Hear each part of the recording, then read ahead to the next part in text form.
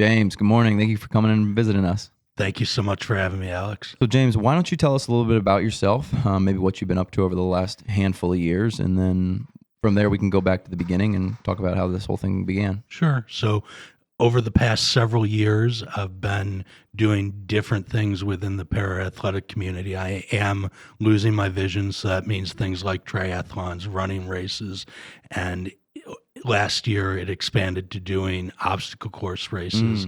As well. I've done a bunch of different football camps. Last year I was at Notre Dame for one. You got the gear on. I've got the gear on. We're in Buckeye country, but we'll let it pass, for now. You think I can make it out of here safely? Yeah, we'll see how the podcast goes. But I mean, I've spent a lot of time doing different athletic things as well as being in school to get a certificate for paralegal studies. So that'll be the next career path, is to become a paralegal. You say you're losing your vision, but you're legally blind. I am. I mean, I've been legally blind since 2011, and so it will stay stable for a few years and then continue to decrease. And there's no real knowledge about how any of it will go or continue to go. I mean, I was told in 97 I would be completely blind in 2010, and so almost 15 years beyond that mark, there's really no knowledge about what can or will or should happen. So it's just trying to do what I can with what I have while I have it. And what is the cause of that? So it's called retinitis pigmentosa. Essentially eats away at the retina. Is probably the simplest way to say it. Is that like an autoimmune issue? I honestly don't know enough about it, and it's a little bit depressing is probably the best way to say it. So I have not dug enough deeply into it, but I'm sure if people really want to find out more, spend a couple of hours on Google and then have a couple of stiff drinks to take yourself out of that funk. You say it's depressing. You mean learning more about it, reading the statistics, reading the timelines. Well, and not so much, I guess mostly the statistics. I mean, I remember one point when I sort of started going down the rabbit hole of some huge number, and it's been 20 plus years, so I may be off, but I think it was like 70%, 80% of people that have it are blind completely blind within a very short period of time. So you're at some capacity, exceeding expectations for this disease. Yeah. Interesting. Okay. So how did childhood start? You said you started losing your vision almost 20 years ago? So in high school, I just started having problems seeing blackboards and focusing on different things, and I didn't realize what was going on. And that was the point probably 6 months later when I was told that, this is what's going to go on, and this is what the timeline is, because at that point, I just chalked it up to, okay, I'm in high school, I'm doing lots of things where I'm already having to study long periods of time and do everything else. I'm just tired. I'm just whatever else. And I didn't know. Maybe I need glasses, Well, I had glasses at the time, but and they were helping. And so I didn't really know any of this until, or what was causing this to happen until that point, probably the spring of 97. So what was that conversation like the first time you heard this disorder and the prognosis that a doctor put upon you? I think that the best thing that I can say, and I know this isn't the best analogy for some people that are going through it, but it's essentially the best, and the only analogy I have is someone comes out and says, you've got a terminal disease, you've got cancer, you've got whatever, you've got 6 months to live. And I vividly remember that conversation with the doctor in terms of, get your crap in order. You've got X period of time. And that messed with my head. It took me about 5.5 years of just living like a hermit. Being so scared of, I'm not going to get through school, I'm not going to get through college before I completely lose my vision. And I don't have any ill will or anything that they were wrong. I'm glad that they told me and prepared me for what could have been the worst. And I think I would have been far more upset if they had said nothing, or if I knew nothing, or if they tried to sugarcoat it and some point early 2000s, I woke up one day and had no vision. Mm. That's a pretty difficult thing to wrap your head around as a 16-year-old, 17, yeah, 17-year-old. 17 You're not year. really very mature as a 17-year-old. You don't really have a lot of skills to cope with what life's throwing at you at age 17. How do you think that might have been different if you would have heard this later in your life, or even maybe earlier in your life? Well, if I had heard it earlier in my life, it probably would have had a much bigger impact. I mean, at that point, I knew and had a lot of friends. I mean, I graduated with a class of high 500s. I don't remember the exact count, Mm. but I mean, I knew and were friends with at least 80% of those people. I think if it had happened earlier, I probably would have gone into sort of that hibernation type mentality and not made some of those connections. If it happened later, 5 years, 10 years later, it probably wouldn't have caused me to do a lot of the things I've done in the last 20 years because I would have been sort of in that frozen state during a period of time where I needed to be building a lot of the things I've done. And I mean, it's just the timing happens, in my opinion, when it's supposed to, whether it works for you or not. Yeah. And as you stated, if it would have happened later in your life, maybe you would have thrown your hands up and said, well, I did the things that I wanted to do. I played sports in high school. I did this, that, and the third, and Right. my time's behind me, essentially. Well, I mean, it also helped in terms of the timing to help create some of the things I did because I thought I had a very short timeline. I mean, I was focused on I've got 5 or 6 years being after having been done with college. What if I run out of time? And I mean, well, it sounds bad having sort of that forced known time clock, even if it isn't true, sometimes helps you become more productive because you're like, well, I don't have time to waste on doing this or being upset about that or whatever it is because I've got a finite amount of time, or at least I believe I know I have a finite amount of time. Yeah, it's pressure is what it sort of is in Yeah. some way, shape, or form, if you want to think of it like that, the pressure making the diamonds. So what did that period of time look like where your vision is still functional, but it's on the decline? What things were you working on? So I have a background in technology. And so in the mid 2000s, I started doing software development, application development. And it was more along the lines of, I want to try to get several things done. Can I make that happen with the different football camps? I mean, wanting to do what I could athletically before the vision disappeared, not even knowing about any of the para-athletic stuff at that point, and just what can I do? What can I do to make the most out of this time? And is also, if they're wrong, and because I didn't know that in 2005, if they're wrong, how do I build the base so that I'm not just sitting here saying, what happened? Well, I spent the last 5 years just doing nothing other than checking things off a bucket list, but I'm now essentially having to start over 10 years behind or whatever it would be at that point because I haven't really done anything productive. So what did athletics look like when you were a kid? You've obviously used athletics and physical activities as a way to challenge yourself and challenge what maybe people think is possible. What did it do for you as a kid, and what sports were you involved in? So growing up, I did Little League Baseball for a few years. I don't remember how many. I tried to do Pop Warner football. That didn't work out partially because of the vision. Even when you were 8, 9, 10, 12? Probably 12. Yeah. And I mean, as I said, I was wearing glasses at that point, and it just, some things work, some things don't. And I mean, I did bowling There you probably go. from about 8 or 9 through at least high school and after.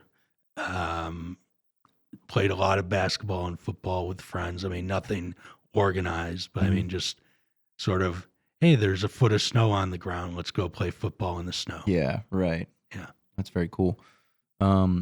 So as you get going, talk to me about what the degradation of your vision is like and sort of what stages that comes in. Sure. So what I first noticed, as I was saying, in 96, 97, whatever it actually was during the sophomore year, that, I mean, I started having trouble seeing blackboards. And then the next sort of real big thing that I remember was 99, 2000, when I was first in college, and everyone had switched from using blackboards to these whiteboards.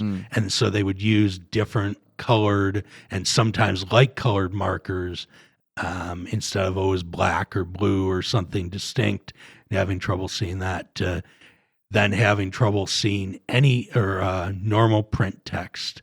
That would have been like 2002, maybe, to then not being able to see any text, or unless it was large print, probably 2004 or 5. And then at that point, I needed to start using different adaptive devices. It started out with something that it was essentially a circle on top of a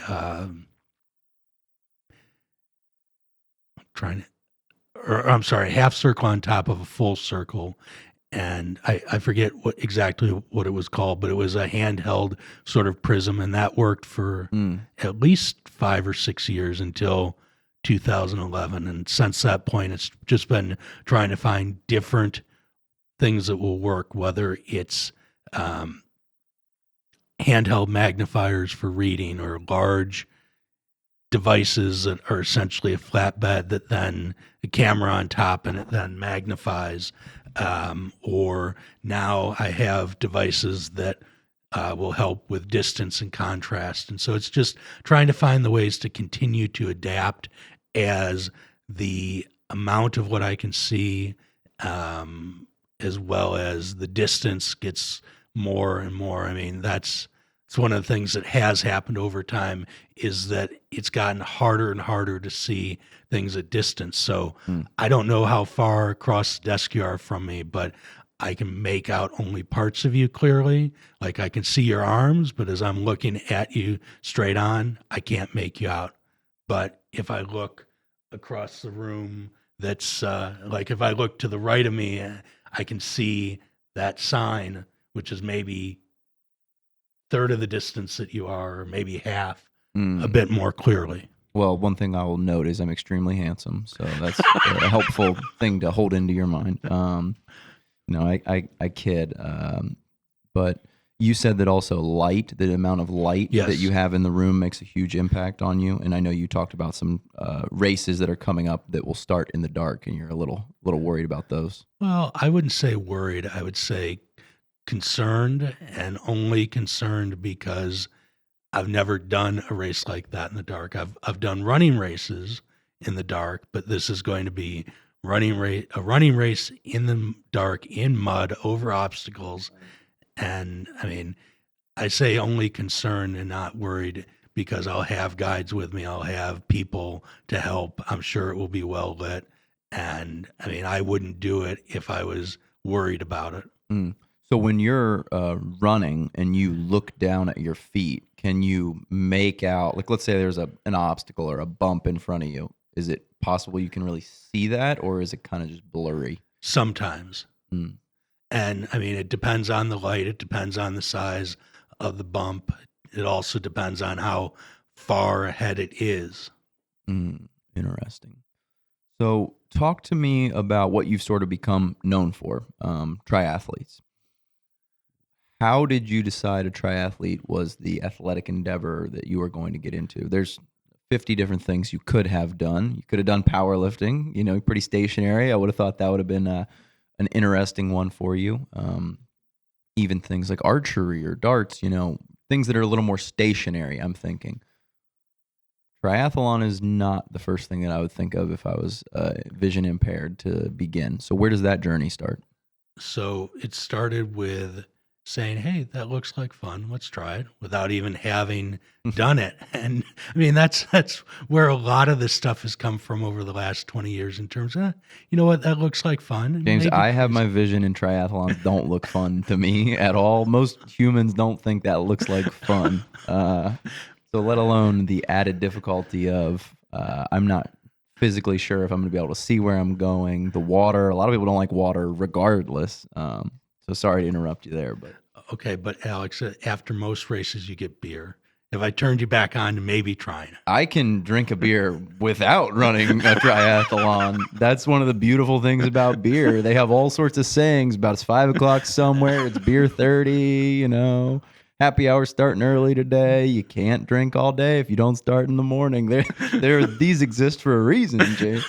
But no, I get you. I have done various different, and that's how we got connected. We got connected through our coach. So we have the same swimming coach. So I'll talk about my life in the swimming world at some point here, but yours is probably far more interesting than my own. But you saw someone doing it? A friend of yours was doing it? No, so at some point, and I don't remember exactly when, between when I saw it and when I did the first triathlon, I happened to see footage of the Chicago Triathlon. And I mean, large triathlon, usually the second to last weekend in August, probably has about, I guess, 7,000 people. I mean, huge triathlon, be over all the different divisions and waves and courses and everything else. And I said, well, you know what? That looks like fun. And so before I even got to that point, I went to school at Rutgers. They joined the Big Ten in 2014. And being an alumni, I got emailed one day saying, yeah, Rutgers is joining the Big Ten. There's this Big Ten 5K in Chicago. And I'm like, okay, fine. Again, like everything else I've done, hey, you know what? That sounds interesting. I'll try it at least once. And I did the training after not having run a consistent mile in close to 20 years.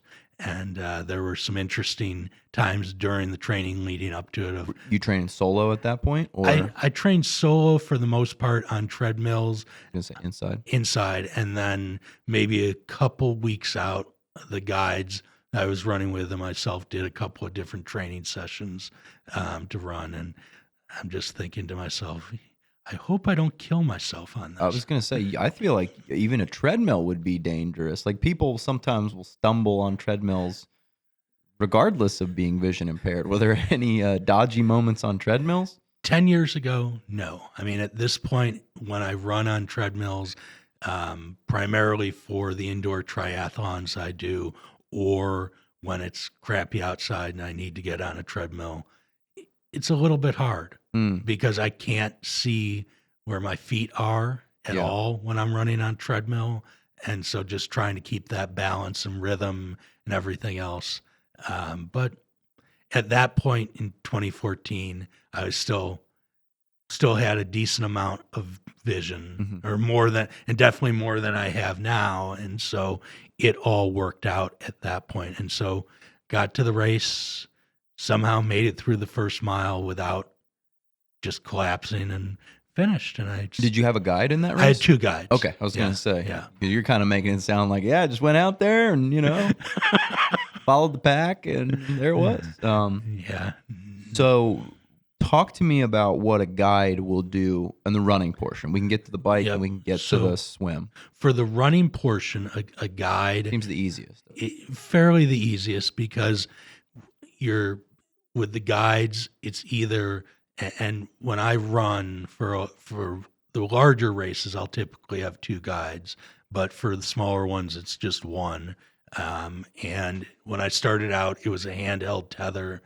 And now it's a waist tether that's essentially the clip belts because I just found it was too hard for me to try to keep that rhythm and try to keep that arm swing and have that perfect measure, because with the hand tether, you have something that's maybe 18 inches long. And so trying to have that so you'll be holding this. You'll be holding. They'll be also additionally holding it. You'll each be holding one side and trying to match that arm swing. Otherwise, it then messes up everything else. Well, I would imagine also if they're off to your right or left side, that's not as helpful when you're moving forward. You're still a little unsure of going forward at it. Well, regardless, they're off to your Okay. side. So they're not ever going to run in front of you and you just say, I'm just going to follow on your heels. The only time that they might run in front of you is if it's a narrow pathway Mm. and they're having to go in front to sort of clear the way like a blocker, perhaps. But I mean, for the most part, they're by your side. And so what they'll typically be doing is saying when obstacles are coming up, if letting me know about the different feel of the ground or different makeup, meaning like if there are bumps, if we're going from pavement to gravel or whatever it is, Mm. or they'll also be trying to alert people. I mean, some of these races you have thousands. I mean, I don't know the exact counts of some of them, but I mean, I go down to Texas and run their half marathon, and I would guess that count is probably somewhere between 10 and 20,000, just as a guess. Mm. Because I mean, it starts and you see people lined up and waiting for a long time just to start. So how much of it is feel between you and the person next to you with that tether, and how much of it is the verbal communication? I'd say probably 80% verbal and 20% feel of the resistance of the tether. Interesting. So really, you're kind of you have the tether, and you know it needs to feel about a certain amount of tension. If it feels weird in any way, shape, or form, I'm probably off path. And then they're just saying like, clear ahead for the next 300 yards. What's that communication like? How frequent is it? It's fairly frequent. I mean, I like hearing from them in terms of how far out turns are so that we're not trying to say like, oh, or hear them say, well, the turn is 5 feet ahead. I mean, that's hard to react. I mean, it's usually at least 20 feet ahead, 40 feet ahead, whatever it might be for the run. And, I mean, and then once we get to the end, I mean, I do finish in front of them. Part of the rules for any of the running portions for a para athlete is that the athlete has to finish first. If the guide does, then it's disqualification. What's the logic for that? They don't want them to be dragging you? I think that may be the logic. I don't entirely know, but it makes sense to me that if they, especially if you have a really fast guide, that they could essentially be dragging you over the finish line. Hmm. Is this contested at like the para-Olympic level? Like, I don't really know a ton about the para-Olympics, but do they have classifications for like physical disabilities and vision impaired? Like, do you know how that works? So with the running portion of it, there are different classifications. I don't remember offhand, but they are in line, I believe, with the triathlon ones, which I do know more about. So on the triathlon side, you have people who are in wheelchairs, and there are a couple of different classifications based on the amount of mobility that they have. And I think probably the best way to say it is someone who might have a spinal cord injury and they've got movement from their waist up versus someone who might be completely paralyzed. And it's probably a better clarification than that. It's just probably the best way I can describe it too. Then the next sort of group is the people who are missing whole or part of a limb, from people who might be missing part of a hand or a full hand to people who are missing a full leg up to above the knee.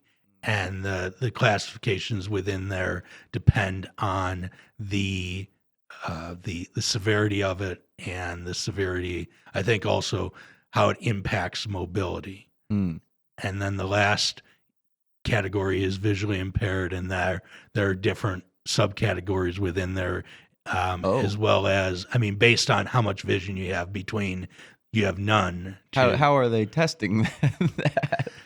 Isn't that sort of like you respond, can you see anything? No, I can't see anything, brother. No, Nothing at all. How many fingers? I don't know, man. I'm telling you, none. I don't know. So when you go through the classification process, you have to, things need to come from doctors. I got you. Yeah. I mean, so it isn't just as simple as how many fingers do you see? A funny story that actually is in the opposite of that. Michael Bisping, he was the UFC champion. I believe he's either at 185 or 205. And in a fight, he essentially lost his eye. He lost his vision. His retina was torn, and he basically could not see out of that eye. And that was, I think, the fight previous to him entering the title fight. So they have to go through their pre-fight physicals. And you obviously cannot fight with one eye in a cage match, especially for the world title, right? Yeah. So he was really, really worried that the doctor was going to find out, like, you basically cannot see out one of your eyes. I need to disqualify you from this fight. So apparently he gets into the waiting room, and then the doctor leaves, and he walks up to the reading, the 20/20 vision thing, and then he memorizes it, and then he comes back, sits down, and he says, read the lines. He goes, ARD46. And then he goes, yeah, you're good. And he goes and he fights in the title fight, and he wins. And he becomes world champion. And I don't recall if he defended his title a couple of times, but he now has a fake eye. He's got I think a glass eye that he pops in. And he's an on-air personality, handsome fella too. But a glass eye, you can't even hardly tell. But yeah, I mean, there's the opposite of that. Okay, so you do your first run at the Rutgers. And First run at the Big Ten. Big Ten. K Yep. race. And so I finish it. Goes off without a hitch. Goes off without, well, I didn't My kill word. myself. Yeah, well, that would be the main hitch. Main hitch. Yeah. And so, Boy, you'd be pissed if you fall and you're like losing your vision even more. You get a traumatic eye and you'd be like, boy, I have myself to blame for that. yeah. And I mean, so I decided, well, I didn't kill myself, so let's try another. Let's try to kill ourselves. Let's crank Well, up the no, intensity. that wasn't Yeah. the point. It You're a was just daredevil. like- Don't lie to us. it You're was- a bit of a daredevil. It was just like, well, I tried it. It wasn't as bad as I thought, so I decided to do another one. And one of the people who was going to be my guides for that race, injured themselves somehow, and I don't remember exactly what it was 10 years later. But the organizer said to me, "We've got this other guide for you. She's a triathlete, and she's a good runner. She'll help you out." And I mean, at that point, I wasn't even really thinking about doing triathlons. And so during that run, she told me about it, and it just sort of snowballed from there in terms of, okay, it sounds like fun. I saw the footage of the Chicago Triathlon at some point earlier. Let's give it a try. And so she helped to find a bike or a tandem that we could use, and just everything went from there. And Had you ever swam before, like at any serious capacity? I swam growing up. I was on a swim team. Okay. That helps. Late Definitely 80s. Yeah. And I mean, I swam in lakes and other places, but not so much anything competitive after the early 90s, prior to 2015, when I got back in a pool to sort of really focus on swimming. Yeah. There's a big difference, though, from I hop off my buddy's boat and I can kind of tread water and move around, and then, hey, it's a half a mile from here to shore. Get there, and I'll get there quick. Yeah. There's a big difference between that. So I used to be able to swim for survival, what I would call it. Like I can tread water and sort of doggy paddle. Breaststroke is what I used to do, which I read that you also started with the breaststroke essentially, and then you kind of transitioned to freestyle at some point. I started with whatever would keep me from drowning. Yes. And went to Head above freestyle. water is reassuring, It's a lot more reassuring when your head can just be above water. And for anyone who's not that familiar with swimming, the breaststroke would be essentially like a doggy paddle, but you're taking your arms and you're pushing them out to the sides of you. So essentially, like if they're together, the back of your hands are together in front of you, you're going to push them out to the outsides, and breaststroke essentially. That's sort of the simplest, and I would guess maybe the most natural swimming stroke for most people, what feels right. But that's what I did when I was learning how to swim. And it was a lot easier to regulate my breathing. That was the big issue I always had when I was swimming, is when anytime I went to the freestyle, I just would get into oxygen debt just like really quick. And I was like pretty tough, so I could do it for like 3 or 4 minutes, where like my oxygen levels are like 100, 80, 70, 60, and then I'm like down to 0, and I have to like come up and just stop moving and just I'm just like treading water, trying to survive, which I know a lot of my friends who are learning to swim, that's kind of where they are. So don't worry, there is a path out of that. But so what does that first swim look like as you're attempting to train for that triathlon? Is that the hardest part to train for? At that time, really the hardest part was the tandem. Interesting. I mean, so I had ridden bikes growing up uh, for, I'd say, probably through high school, I would guess, or roughly that point. And I mean, so I was fairly comfortable on bikes. My family, we go on long bike rides growing up. I mean, places where there were hills and everything else. And so I had done a lot at that point. But again, at least 20 years between having really been on a bike and now trying to get on something that's entirely new, because the majority of the tandems, as well as the ones that you need to ride on for races, Mm. the pedals are connected, meaning you can't just let one person do all the work, and they have to be in sync. Mm. And I mean, so when we first started on the tandem, and my guide Terry, when she reached out to Art, who was the owner of a local bike shop, I mean, it was a very odd, very new sensation. And there was a session early on, and I don't remember anymore how early on, where I spent almost 2 hours and couldn't get mounted on the bike. Mm. And I mean, I was so frustrated. I was like, okay, I'm done. I mean, I'm ready to just walk away from it all. And Mm. fortunately, she knew someone who was a Paralympian. And I mean, we called them, they helped me to talk through it and just share their experiences of how, when they were first starting, probably 20 years earlier for them at that point, just sort of some of the same frustrations. And it helped. And we eventually got up on the bike and got things moving forward. Mm. And you said it was a gal who was your tandem partner. Does the weight distribution matter? Do you have to have someone who's a similar weight to you, or how does that work? So it helps at times if they're the same. Mm. It can also help in certain places if the weight distribution is heavier on the back in terms of going down hills.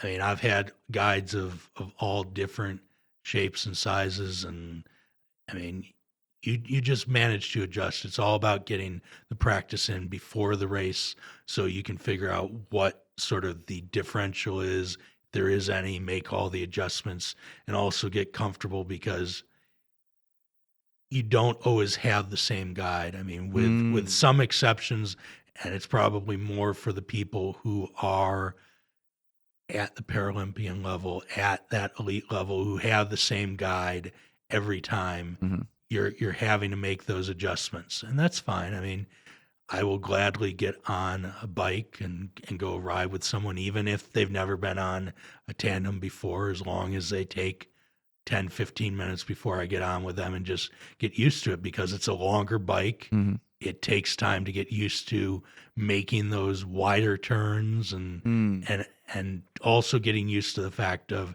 it isn't just me that I'm having to lean into or turn with. It's, I've got a second person on, and we both need to have that coordinated lean or turning, or it all needs to be in coordination. Mhm.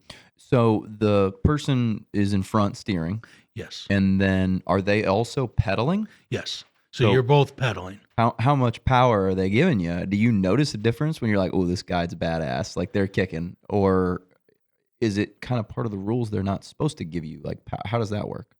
Well, I mean, it's based on where my power is. I mean, they should be going ahead and going to that level. And I mean, the bike is where I'm the strongest on. Okay. And so that, I don't think, has really ever been an issue, because I can ride it pretty well. I mean, as I said, I rode them for a long time Mhm. growing up. And so once I got over the issues with getting used to riding a tandem, I mean, it felt fairly comfortable. Interesting. So you are figuring out the tandem. You got a lot of skills to learn in this. Not only there's skills to learn, but there's also the physical fitness side of the thing. Like, you still got to go out and actually do this race. Yeah. Let's talk about the swimming, but what distance did you start with? So I started with the sprint triathlon, Okay. was the first official race. And so the sprints, the swims can vary anywhere up to 750 meters. The bikes are typically, I think they can go as high as 15 or 16 miles, but they're typically 20K. And the runs are typically always 5K runs. Yeah. So the 750 meter swim, that's not quite a half mile. Mm-hmm. Most people are going to do that, 15, 20 minutes, something like that. Maybe 20, 30, I guess. The bike, how long is that usually going to take? 20K? It varies for people. When I was doing triathlon maybe 4 or 5 years ago, someone who was in Tokyo for the Paralympics, he was coming back on the bike before I was even headed out. So so he's finishing his bike. He's finishing his bike as I'm headed out. And so, I've seen people do really fast races. And so in terms of the qualifications for the national race, it's based on some formula that is based off of whatever the fastest time was at the world race for US for that gender in that category. Okay. And so majority of the last 2 or 3 years, I think or maybe more than that, it's been based off of people that have been doing the entire race in roughly an hour, which means that they're coming out of the swim in maybe 12, 14 minutes. They're cooking it. Out on the bike, out and back on the bike in maybe 23, 24, and then whatever the rest of that is for the run plus the transitions. Roughly an hour. Yeah, that's impressive for any level of athlete. And you also, one of the first things that people ask me is, so he's got to have someone that's also really fit with him doing these triathlons, because you legitimately need someone who's as fit, probably realistically fitter than you, because they have to deal with some other things, to do the work with you during the triathlon. And it isn't just as fit. I don't remember what the exact metric is, but there's some percentage, let's say 10% or 20% faster is what the guide should be. Oh, okay. Just so that they've calculated this sort of. There's probably some exact science to it. The number that I always remember being told was somewhere between 10 and 20%. So that, and the reason being that if you happen to have improved between when you find them and when the race is, it isn't like you found someone that's your exact pace, and then if you've improved a little bit, then they can't keep up with you, and that could cause some issues. That's the bad news bears. If you're screaming ahead and they're go on without. I cannot go on without you. This ain't a fun run with my buddy. You go on. You're going fast today. No, I can't do that. So you said the bike was easier than the swim. Well, for me at this point, the bike is, in terms of the three, is the easiest, then the swim, then the run. Or excuse me, the bike was harder than to learn. Yeah, but now you've transitioned and you're better at biking than you are at the other two. So talk to me about that first swim where you're getting your face underwater, and are you doing this in a pool? Are you doing your first swims in open water? So the first swims were done in pools. When I got to the first camp that I did with a local paratriathlon organization called Dare to Try that's in Chicago, it was both in a pool and then in a lake in open water. And one of the points that was made to me early on and probably helped with those first couple of open water swims is if you're in a wetsuit, as long as it's zipped and it doesn't have holes in it, you're not going to drown. Yeah. There's zero. And I haven't ever researched this, but I was told, given those conditions, there have been 0 drownings of people in wetsuits. Don't challenge us, right? But that helped. In terms of them being able to try to focus more on the breathing and the stroke in terms of, okay, I'm in the middle of a body of water, maybe 300 feet out from the shore and I can't touch the bottom. What if something goes wrong? Mm. Well, I've got this built-in flotation device in the form of a wetsuit, and that helped. I mean, just sort of that, at least for lack of a better term, security blanket, even if it wasn't really necessary, probably helped with some of those early open water swims. Yeah, and for those people who aren't much swimmers, the pool is actually designed with all sorts of visible markers, uh, so that the individual who is swimming can know when they're getting close to the wall. They can stay central in the lane. So if you get into a pool, you're going to see it's going to have these big long eyes printed on the floor. So the eye is one to keep you central, so that you're swimming in the middle of your lane, and then the end block is to let you know you're 10 feet away from the edge of the pool. So that's how you know, oh, okay, I can continue to stare down at the bottom of the pool and not have to pick my head up and look forward. Like once you get to the higher levels of swimming, if you move your head and look forward, it's going to slow you down a lot. Your head is just a big sail that's in front of you, whether it comes out of the water or it's in the water, it's going to slow you down. So there's all these markers, and even outside of the pool, there are flags, and the flags above you. So like, let's say you're doing a backstroke and you can't see, there's a flag above you that lets you know, similarly, you're getting towards the edge of the pool. And every pool that you go to that has swimming lanes will have those markings on them. So to not have those markings is quite difficult, I would have to imagine. Even just simple things, knowing when the end of the pool is coming.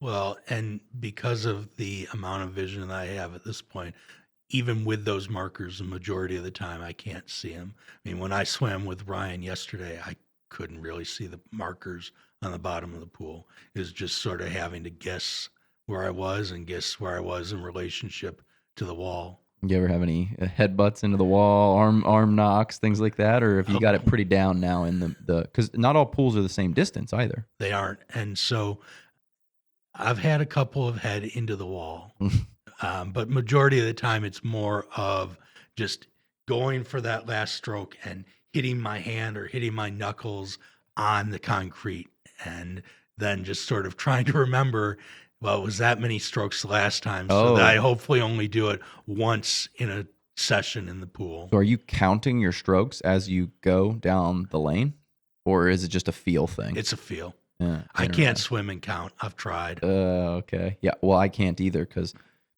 some days you don't have your watch and you just go, okay, I'm going to do 1,000 meters. And then you get 12 lengths in. You're like, I have no idea what my count is. You try to count, and as best as you possibly can, you have no idea what it is. So I've given up on that also. And I just go, either I'm going to look at the time that's the big one outside of the pool, or I'm going to set my watch and check it every so often. But yeah, it's very difficult. Okay, so first triathlon in Chicago. You got your guides. You're ready to go. Well, and just to go back for a second, that was really my second triathlon, because there was a triathlon at the end of that camp that I went to, the Dare to Try put on. And so I didn't anticipate that happening. I had shown up to do a running race. The person who is the executive director of Dare to Try was their Athletes with Disabilities, or AWD, coordinator. And so the one in Naperville that I had done, or that I did that August, was supposed to be the first try. It was also supposed to be sort of a one and done, because it was like, this is, you know what, it looks like fun. I'll try it once. Most things I'm willing to try at least once and see how they go. And it's like, okay, well, that worked out. That was fun. And so what was supposed to be one is now more than 80. Yeah. And I've lost count, either 9 or 10 more before the end of the year. So presumably you've upped the distances also? No, they're still the ones I do by myself are still sprint distances. I'll do the bike portion of half Ironman for fun. I mean, because as I said before, the bike is where I'm the strongest. So you haven't been like, okay, I'm gonna do the full and then go crazy and be like, I'm gonna do the half Ironman, do the Ironman. That hasn't excited you? Well, I just don't think I could do it. I think at this point, because I'm still struggling with the run, trying to run a half marathon after coming off a 56-mile bike it would go south really quickly. Yeah, the triathletes say that your legs are very, very wobbly getting off of that bike. Yeah. You feel good, and then the bike sits down, and you go, whoa, whoa, whoa, whoa. And it's just not a good feeling. And they actually do a lot of training for that. That's part of the training. They call them brick workouts, right? Yes. Where you'll Yep. bike and run. Yep. And it's specifically to kind of condition your body to get off the bike and start running. Right. Interesting. So you just said that you're doing adventure races, but let's not get there yet. Mhm. You've done almost 80 triathlons. Is that what I read? More than 80. Wow. Okay. So talk to me about some of the things that maybe didn't go so well during those. I know you've had Yep. crashes. I think I read that you at one point had I'm not sure exactly, a perceived drowning event. What is drawing you back to these? Well, because you can't let something mild that goes wrong just stop you from doing it. I mean, you have to look at it and you say, okay, well, that didn't work. And if you just let mild disappointments or mild things that go wrong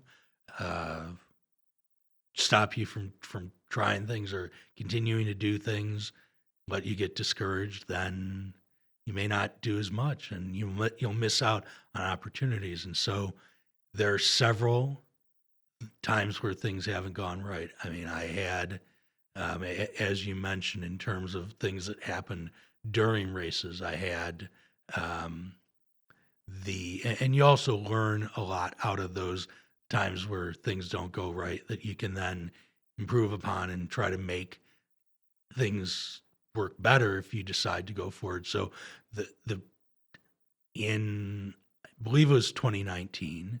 I mean, I thought that I'd eaten early enough, and because for a lot of these races, you're getting up at 3:30, 4:30 in the morning, so that you can try to have time to eat and then get to where you're going and get to transition and get it all set up before the races start. And typically, it's like a 6:30, 7 a.m. start. Some are a little later, but I believe that's typically so that they can get the roads reopened as quickly as possible, and before the majority of people are going to be up and trying to go out and do their normal Saturday or Sunday activities. And so, and they have to plan for essentially the slowest people, right. because you can't close up shop with 20 runners still on the course. No. And so during that race, I mean, I ate, I thought I was fine, and started swimming, and we get to the first buoy, which is roughly, I guess, 100 meters, 150 meters. And I had to stop, and I was sort of coughing up water and stopped for a minute or so. And Good feeling. Been good there. feeling. And so we made the turn and stopped for the second time because I was losing my breath and couldn't keep my breath. And I started spitting up stuff, and I'm like, okay, well, I got that out. It's fine. Let's go on. And then the third time, it just did not feel right. And so I got pulled out of the water. Do you have a and- buoy attached to you in your guide? Because I know a lot No. of people will drag. A lot of people will drag like a flotation buoy. That if that exact event happens, then they can just grab their buoy and be like, "Okay, race is over for me today." Yeah. And so with the majority of races I do, you can't use any devices like that. Now there are some. Really? Yeah. So with the paratriathlon classifications, they go further down for people that may need devices like flotation devices, or say a snorkel because of breathing, or whatever it might be. And That'd be helpful. Might Let's see be if I can get away with a snorkel. no, I'm sorry, you can't. We could try, Yeah.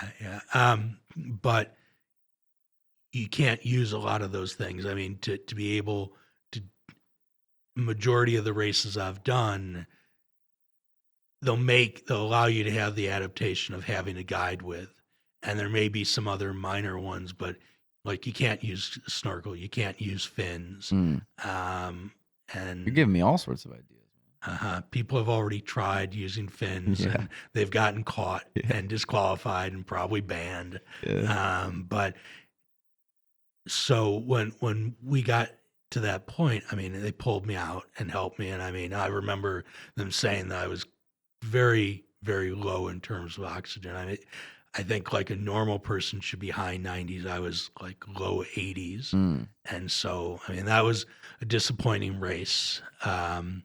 There was then in 21, I guess it was, where we had, or maybe 22, we had the crash.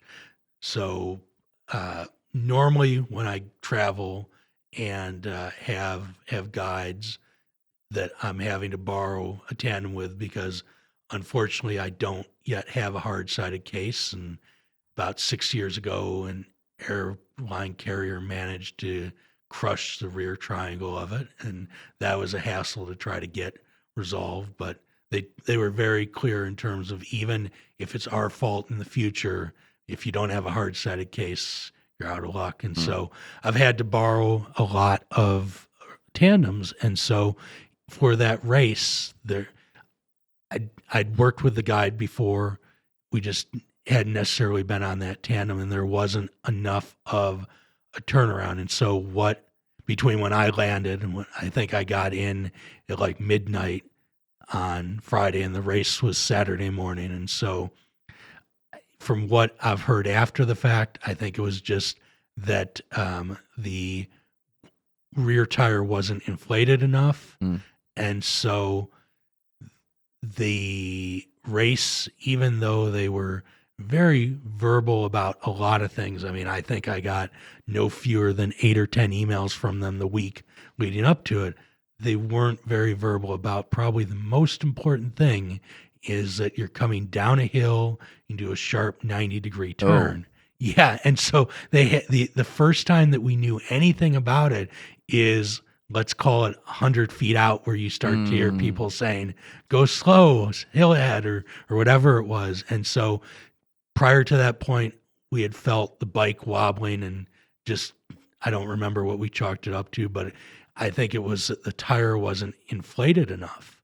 And so just general physics, when you have the weight of 2 people in a tandem coming down a hill, and then you're trying to stop it and you're going into a sharp turn, it went bad. I mean, we crashed. I mean, thankfully we both walked away with very minor injuries. And part of that is having the right equipment.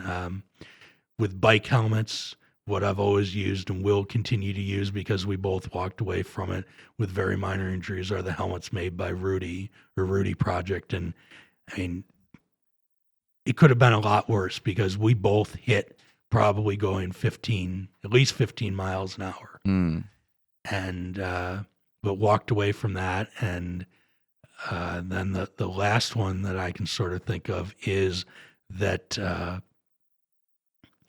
I was racing 2 years ago in Hammond, and I'd had personal stuff going on, and got through the swim, and I mean, it just all caught up with me in transition, and I couldn't even get on the bike. I mean, I was not in the right mind space, and I knew well enough, if I try to get on this bike, things are going to go really south. And I mean, we could both end up getting injured. And I mean, that's one of the big things about any of this para athletics, is the athlete, you're putting complete trust in that guide or guide's hands that they're going to keep you safe. And the other side of that two-way relationship is that you're not going to do anything to put them in harm. I mean, and if you know something's going wrong, you're not going to just try to push it. You're going to say, look, it doesn't feel right, it isn't good, and just tap out. Interesting.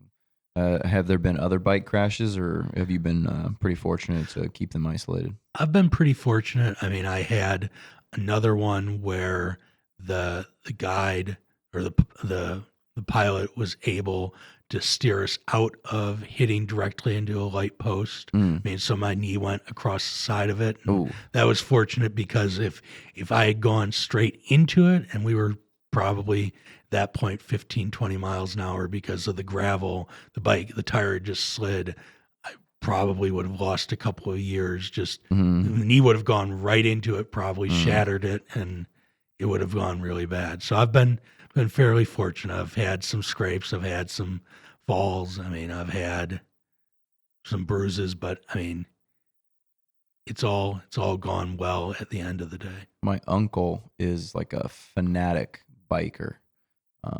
He's like an addictive type guy. He got really into bodybuilding when he was in college, and then after that, he got into marathon running. Um, just a story too uh, strange to even be made up. He was hit by a train while running on a railroad track, almost killed him. He flew apparently like 50 feet. Wow. Yeah, my dad kind of thinks like maybe he was trying to take his own life. I mean, like, how do you not hear a train? Yeah. He alleged that he had a Walkman on. We're dating ourselves a bit now, but he had music, headphones essentially.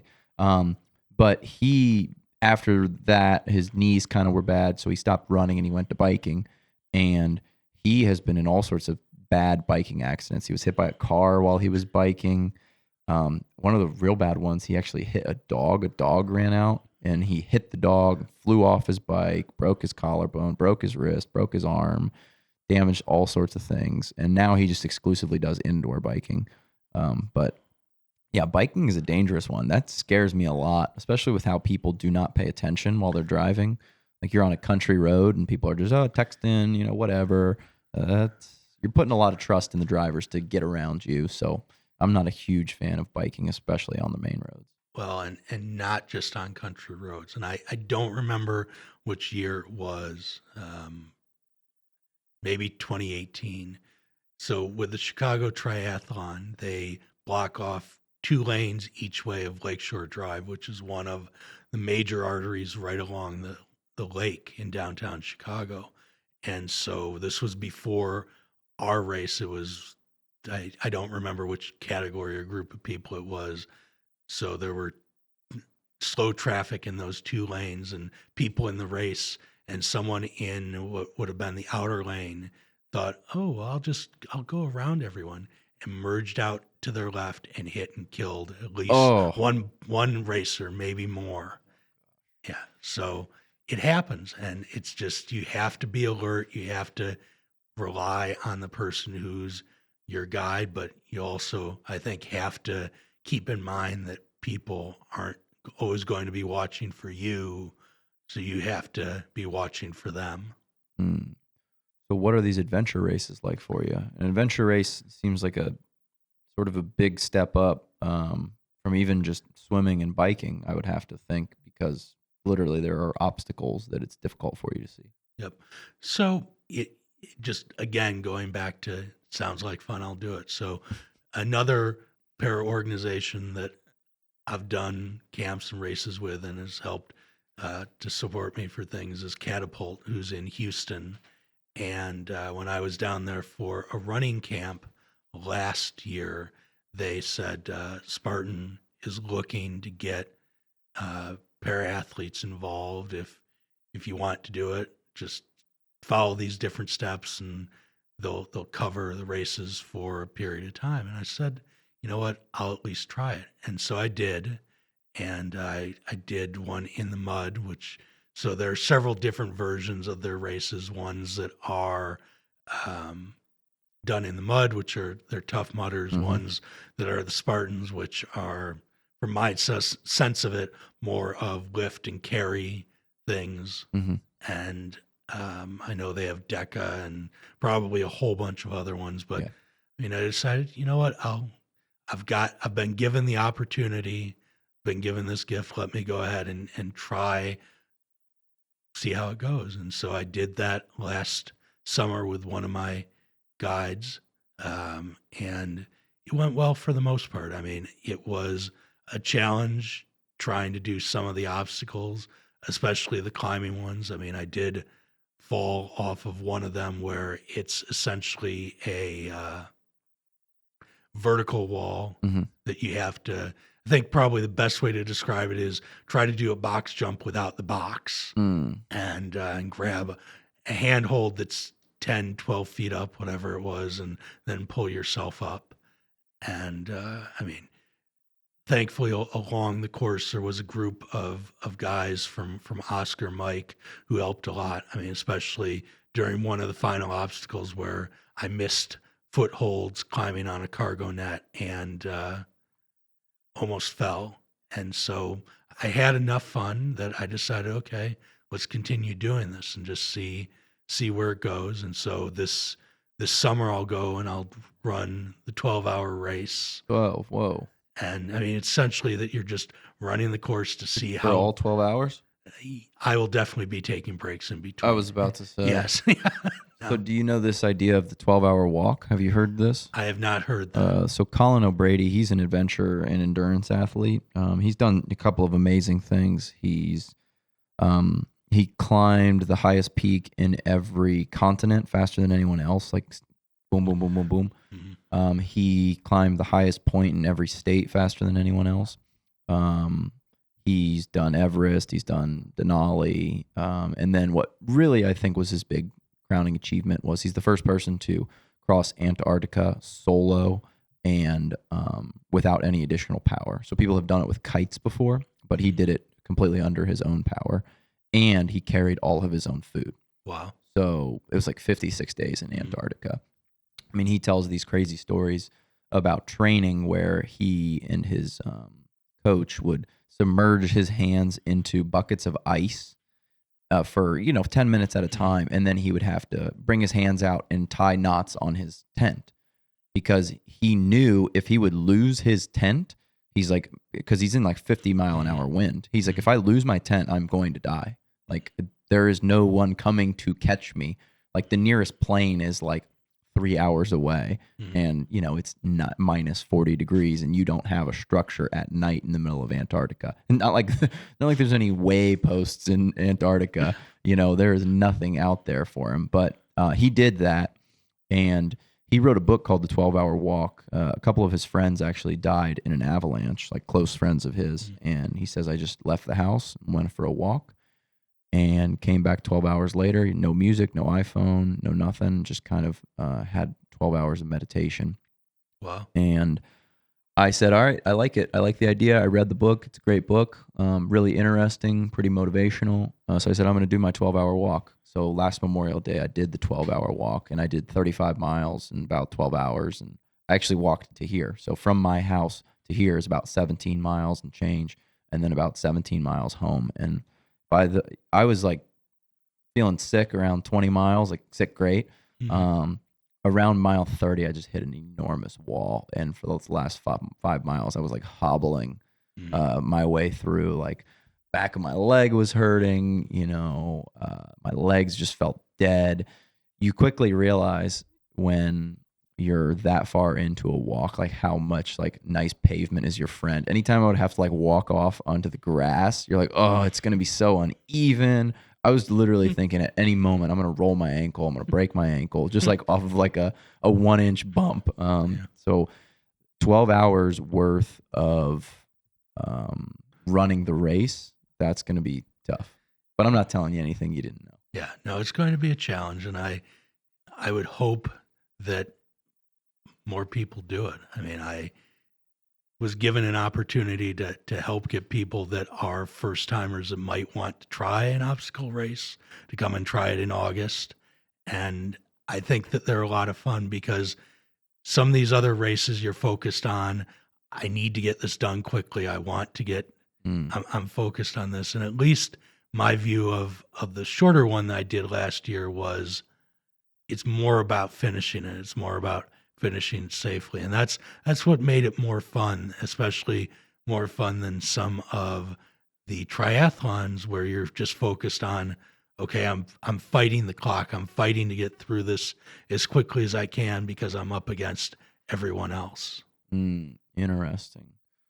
So what are you trending towards? Doing more of these races, more triathlons, or are you just going to see what comes up in the future? No, I intend to stay within triathlon. I mean, these are more for something fun, something different, and also just to continue finding something to do outside of the comfort zone that's still athletic. based. I mean, because just my view is whatever it is, athletics or anything else, if you just stay within your comfort zone, you never grow. And I mean, I've done a lot of things that scared me at first. And I mean, I tried them. Was able to walk away from them, enjoying the majority of them. And it's helped with other things. And so you can't just look at it and say, I'm just going to stay in my safe little box. Your blog is titled No Crappy Excuses. Yes. What does that mean to you? Just means, as I was saying before, you can't just look at it and say, well, I'm going to stay in my safe little box. I'm going to be scared to try anything new. I mean, as an example, I can't see much of anything in the dark, but yet I found a way to go 25-foot platform diving in the dark. And I mean, it's just the whole thinking being, okay, other people can do it. I can't see. I can't tell you how long it's going to take me to hit the pool, but I can try it. I mean, that's sort of the thinking behind it, in terms of we all have our challenges, whatever it is. And if you just sort of look at it and say, well, I'm having a bad day, or I can't do this, you miss out on so much, because nothing's ever going to be perfect.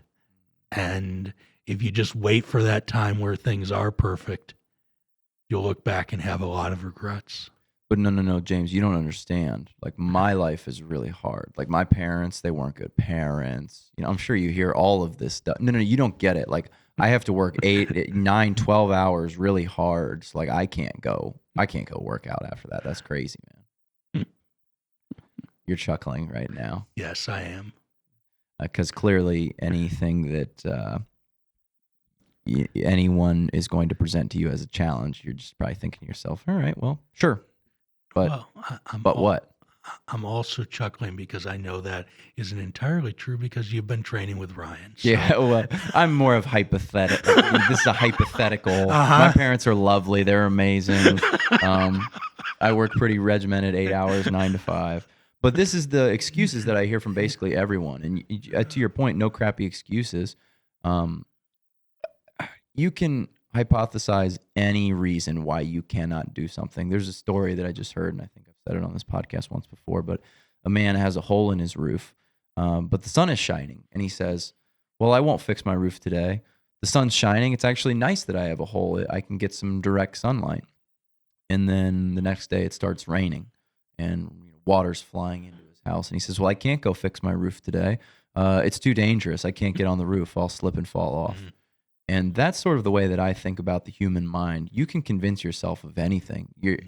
How's the quote go? Rule number 1 is don't lie to yourself, and you're the easiest person to lie to. And that's totally true.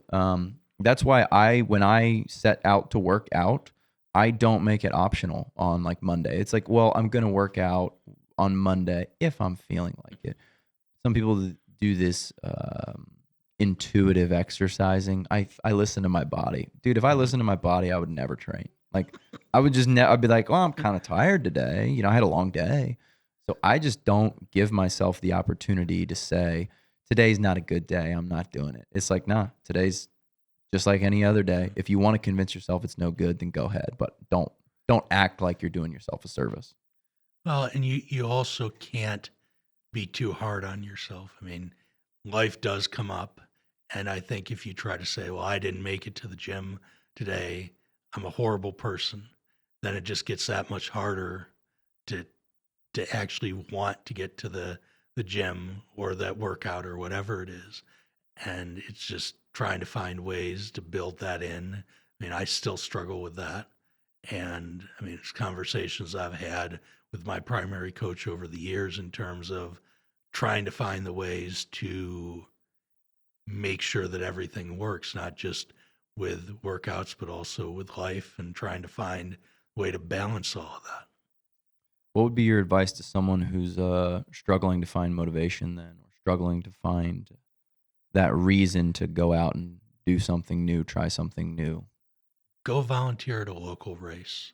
especially one that is going to have people with disabilities racing at it, because you'll look at it and you'll say,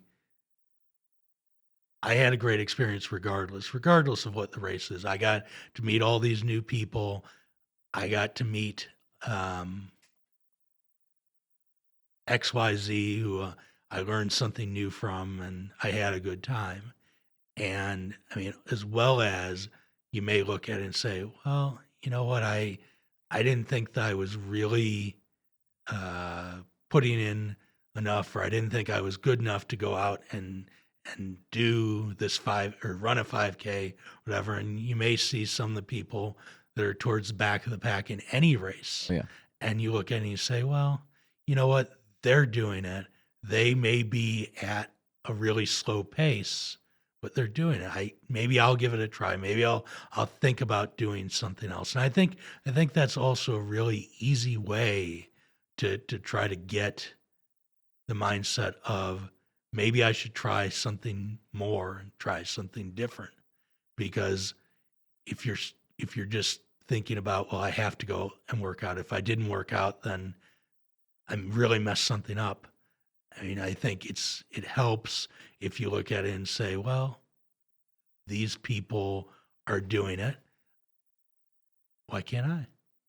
You're totally right. If you go and look at a race, be it a 5K, swim, bike, triathlon, you'll see people that you're like, oh, well, kind of eliminates all of your excuses. Well, I'm old, so like I can't go start that. You will see someone 20 years older than you doing the race. Oh, I'm a little hefty. Like I'm not right for running. You'll see some big people running. I mean, you'll see people of all shapes and sizes that you thought the reason you couldn't do the thing, they're out disproving that theory.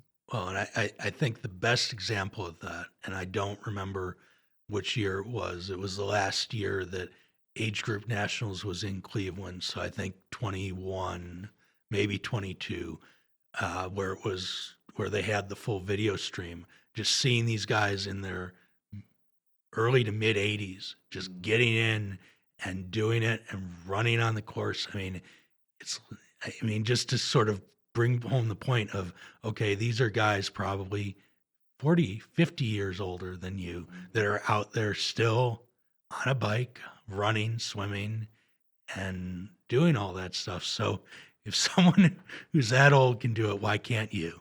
And I think there's actually two maybe more important things to think about when you see someone like that. Obviously, they're getting in their fitness. We know how important it is to stay fit, stay healthy, consider your cardiovascular health, all of that. But I think that those people have two things. They have the ability to overcome difficulties. And then two, they have a purpose. They have a reason. They have a reason to continue to like get up in the morning. And we pretty much know that if you just retire and you say, yeah, my life is now like, I'm just going to sit on the beach. Like those people don't actually live that much longer. I think if you're retired and you do not find something else to do, whether that be work or physical activities, your lifespan is decreased significantly. So those people are in their 80s. Yeah, they're getting their physical health, but they're overcoming difficult challenges, which is what I think that life's about. This quote that I heard from Brian Johnson, actually, he's the longevity guy. I don't know if you've seen any of the crazy stuff that he's doing. He said something that was profound to me. He said, the things that I love and appreciate the most, I have found are on the other side of discomfort for me. And I was like, wow, that's like me. Yeah, it's uncomfortable to go do a triathlon, but that feeling of satisfaction that I get is a lot more significant than it would be if I'm just like sitting on a beach drinking a mojito. And I love a good mojito. Don't get me wrong. I've had the ones with the real sugar cane. They'll cut the stalk. They'll put that in your mojito. Man, woo, I'm trying to tell you. But on the other side of that discomfort, I personally take a lot more satisfaction. And Brian Johnson goes, and you know what? For a while, that was sort of like a tough pill to swallow, because he's like, basically, I'm signing myself up for a life of discomfort. That's like what I want, is essentially. But he said, I just accepted it. And that's what my life's going to be about. And I love that. I think that makes a lot of sense. Mm-hmm. So for those out there who are maybe going through something similar, we talked about people who maybe have, minor everyday discomforts, first world problems. What about someone who's out there listening? Maybe they've been diagnosed with something similar. How would you counsel them to think about the coming years and what's ahead? Well, from a couple of different perspectives. One would be to find different outlets, whether it's local sport groups, whether it's athletic groups, whether it's even social groups, so that you're not trying to go through it on your own. I mean, it's a lot harder if you're just sitting alone by yourself in a room or in a secluded area, whatever it might be, just trying to deal with it yourself. I found that myself, as I mentioned, in that 5.5 year period of just trying to, my only focus was school. I didn't spend a lot of time doing anything else outside of some technology work. But I spent a lot of time, and even when I was doing that, I was still in a room by myself in front of a computer. And I think the next thing is to just figure out what you're going to do with the time, and just try to be productive. It's never going to be easy. You're always going to have some sort of doubt, probably self-pity. I don't remember what all the different stages of grief are, but you definitely go through them. But if you can have sort of a productive path and say, I've been told X, whatever the challenge or diagnosis is, but I want to try to get these things done. I think that helps, because you have a purpose, you have a focus, you have goals, and it's easier than just sort of thinking about it all the time. And one of the things I've probably written several times is that, so before I went to that first camp in 2015, the sort of voices in terms of the doubt, because at that point I was at least 5 years beyond when they said I would be completely blind, of, well, what do I do when I have no vision? What do I do when I have no sight? How do I handle this stuff? And just being able to see people at that point doing so much, both on and off the course, helped to quiet a lot of those doubts. And it's one of the reasons I do so much within the athletic stuff and travel for races and everything else, is that community of people. And while there are a large number of people, it's a fairly small community, in that you find different connections, and you realize, oh, I didn't know that person knows this person that I talk with every day. And it helps to have that sort of community. And that's what I was saying a couple minutes ago. Find that group, whether it's a social group or an athletic group or a sport group, or just something where you're not trying to do it on your own. And what you kind of just articulated was, you've built a stack of evidence that, hey, I can still live my life. Right. Do you think that you would be happier or more fulfilled if this had never happened to you, James? I don't know the honest answer to that, Alex. Because it would have been an entirely different trajectory and path. I definitely would not have done a lot of the athletic stuff that I've done, because I would have had enough vision to go out and do other things. And I would have been able to drive. I would have been able to go places and do other things that I either haven't been able to do or have to rely on other people. Things like Uber have been a tremendous help, because I have that freedom back. And I don't know what things would be like. I don't know what I would have done differently if the vision issues hadn't happened in the late 90s, but I don't really think about it because there's nothing I could really change or do. I mean, at that point, there were some, for lack of a better term, experimental things. And to be kind about them, I would say you're playing Russian roulette with 5 bullets in the chamber, sort Mm. of thing, in terms of, sure, it could work. It could potentially give you back vision, but there's a really high probability that you could go from having some to none. Mm. And so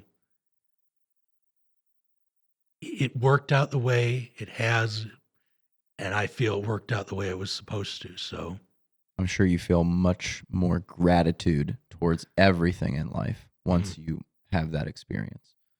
It's kind of the old adage, you see the man who has no shoes and he feels bad for himself until he sees the man with no feet. When you realize what you've lost, I'm sure it makes you even more appreciative of not only the amount of vision you have, but your ability to run and your ability to still get on the bike. And not to mention the people that you meet who spend their time and effort and energy with you. I have to imagine that's incredibly powerful for you.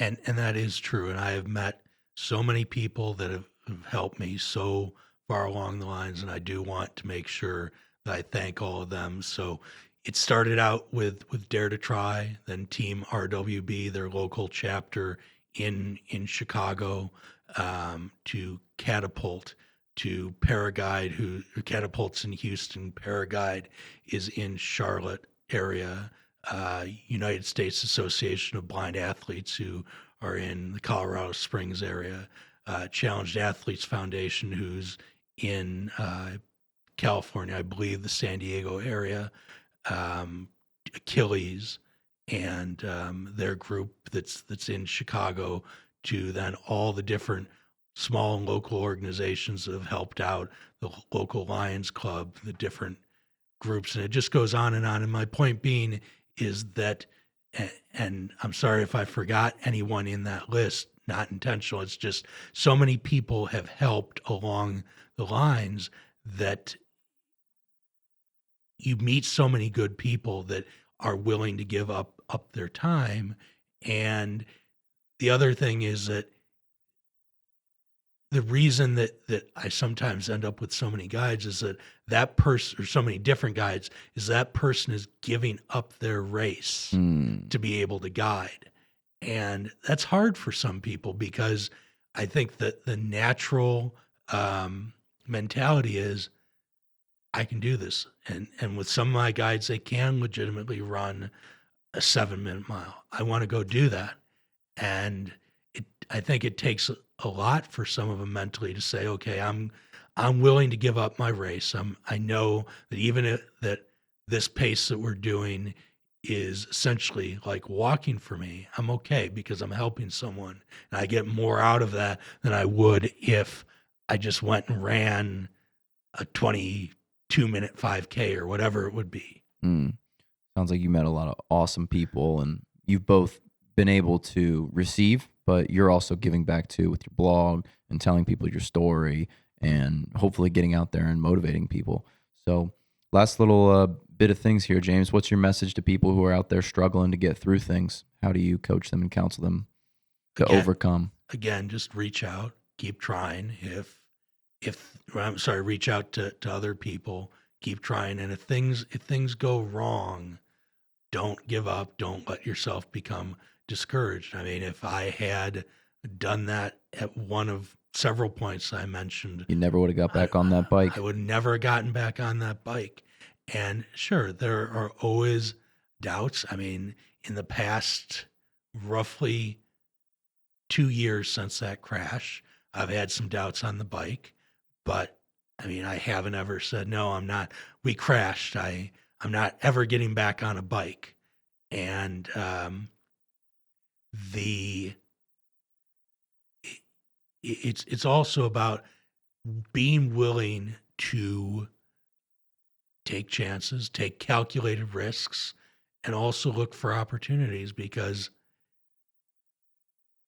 you may find so many other growth opportunities for yourself just by trying something new. And I mean, just to sort of expand on that, I went and volunteered for a concert in Colorado 2 years ago, and nothing athletic behind it, but because of having to try to navigate all the different things on my own in terms, including having to try to figure out entirely new paratransit system and everything else. I mean, helped coming back and dealing with some of the athletic things. So I guess just always look for opportunities, even if they're outside of your comfort zone, because you'll find ways to apply them to what you want to do. I think a phrase I heard that really sums it up is growth and comfort are never found in the same place. I love it, man. Yeah. James, you are an inspiration, brother. I really appreciate you talking to us and telling your story. Where can people look you up and find your blog, No Crappy Excuses, and kind of keep up with what you're doing or continue to hear your story and how you progress forward? Yep. So the blog is nocrappyexcuses.com. And then on Instagram and Facebook, it's No Crappy Excuses. Thank you, James. I really appreciate you, man. This Thank means you, a lot Alex. to me. Thank you so much.